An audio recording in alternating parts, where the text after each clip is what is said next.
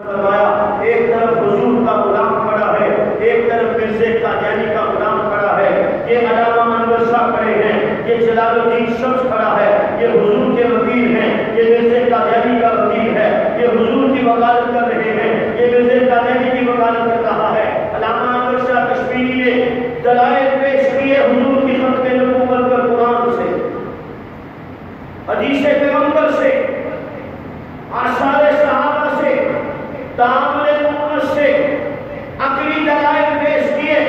ختم اللہ علی قلوبہم وعلی سمعہم کا مصداق بنے۔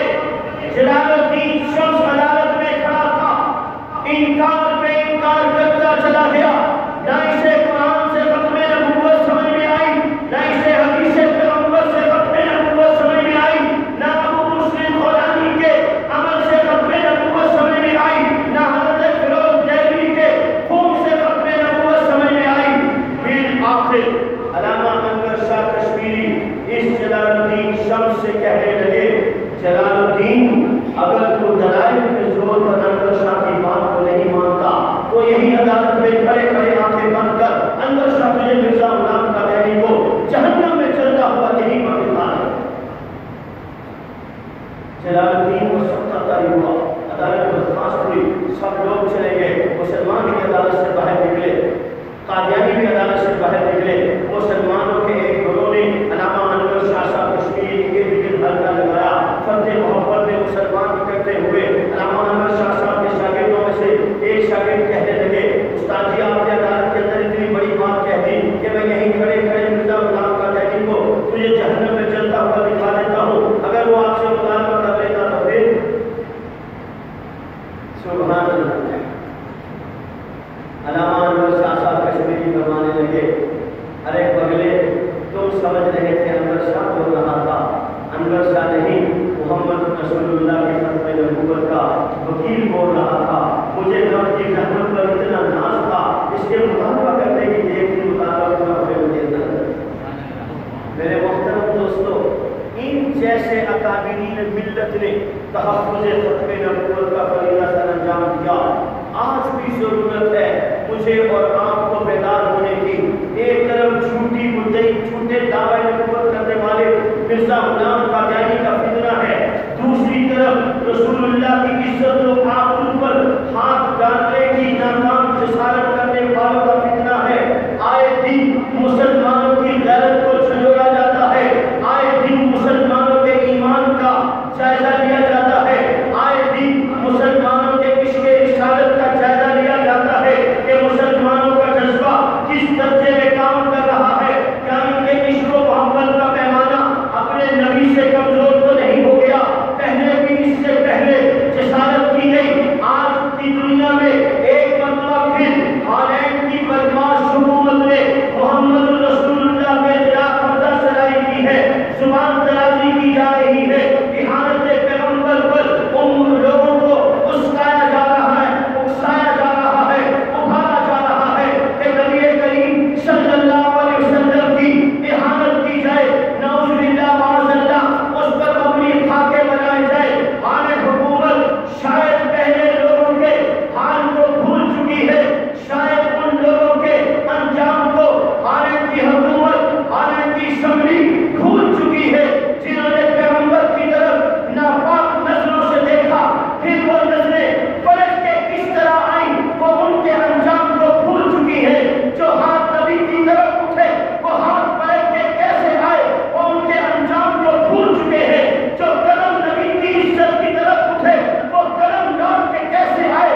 شاید یورپی یونین، شاید یہودی، شاید نصارہ بھول چکے ہیں، انہیں بھولنا نہیں چاہیے، انہیں اپنے ماضی کو بھی یاد رکھنا چاہیے، اور انہیں غیرت مند محب رسول، عاشق رسول مسلمان کے بھی ماضی کو یاد رکھنا چاہیے کہ یہ مسلمان دنیا کا ہر دکھ اور غم برداشت کر سکتا ہے، اپنے نبی کی توہین برداشت نہیں کر سکتا، نہیں کر سکتا۔ میں نے میرے سمجھ سے کام نہیں، مسلمان اپنے نبی کی توہین برداشت نہیں کر سکتا۔ یہ ہمارا ایمان ہے، یہ ہمارے ایمان کا تقاضا ہے، ہم ان میں سے نہیں ہیں جو چند ٹکوں کی خاطر اپنے نبی کی عزت کا سودا کر دیں، جو اپنے معبد خانے کو تبدیل کر دیں، جو اپنی مسجد کو بدل دیں۔ ہم ان لوگوں میں سے نہیں ہیں جو پیسوں کی خاطر اپنے دین کا جنازہ نکال دیں۔ مسلمان محمد رسول اللہ صلی اللہ علیہ وسلم کی عزت و آبرو کے تحفظ کے لیے کسی قسم کے کمپرومائز کو قبول نہیں کرتا۔ میں اپنی حکومت سے یہ مطالبہ کرتا ہوں کہ ہماری حکومت فی الفور ہمارے پیسے کو پاکستان سے ختم کرے۔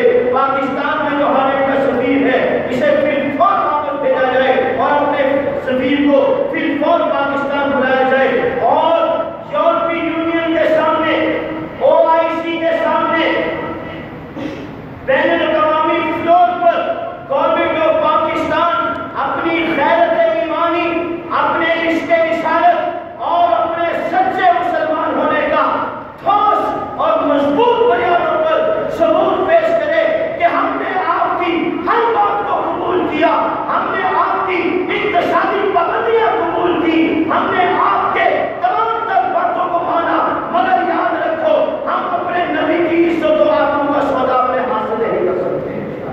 کیا خیال ہے؟ بولو، بے شک بات سمجھ میں آ رہی ہے کہ نہیں؟ یہ فسٹوں میں تقریر کرو،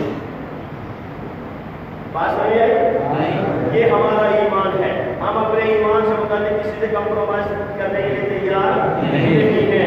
لہذا حکومت پاکستان کو ہوش کے ناخن لینے چاہیے کہ وہ جلد از جلد غیرت، جرأت، شجاعت اور بہادری کا مظاہرہ کرتے ہوئے اپنا مضبوط موقف اختیار کر کے گورنمنٹ آف خانے کو اپنا پیغام پہنچائے اور مسلمانوں کے جذبات کو مجروح ہونے سے بچائے۔ اللہ تعالیٰ مجھے اور آپ کو نبی صلی اللہ علیہ وسلم کی عزت و ناموس کے تحفظ کے لیے کام میں، دل میں، سخنے، قدمے، ہر لحاظ سے اپنا کردار ادا پیش کرنے کی توفیق نصیب فرمائے۔ اللہ کے نبی کی عزت و آبرو کو چاند چاند لگے گی، کوئی کام کرے تو نہ کرے تو یہ عزت و آبرو کام ہونے والی نہیں ہے۔ اللہ نے جو حضور کو عزت دی ہے وہ کم ہونے والی نہیں ہے۔ وہ بدبخت ہے جو اپنی آخرت کو تباہ و برباد کر رہا ہے، اس کو اللہ ہدایت نصیب فرمائے۔ ہم اپنے مسلمانوں کے لیے بھی دعا کرتے ہیں، اپنے حکمرانوں کے لیے بھی دعا کرتے ہیں کہ اللہ انہیں یہ توفیق نصیب فرمائے کہ وہ اسلامی جمہوریہ پاکستان کے حکمران ہونے کے ناطے اسلامی غیرت کا مظاہرہ کر کے مضبوط اور ٹھوس بنیادوں پر خالق کے سامنے اپنا احتجاج بکار کریں۔ اللہ تعالیٰ مجھے اور آپ کو رسول اللہ صلی اللہ علیہ وسلم کی پکی سچی غلامی نصیب فرمائے۔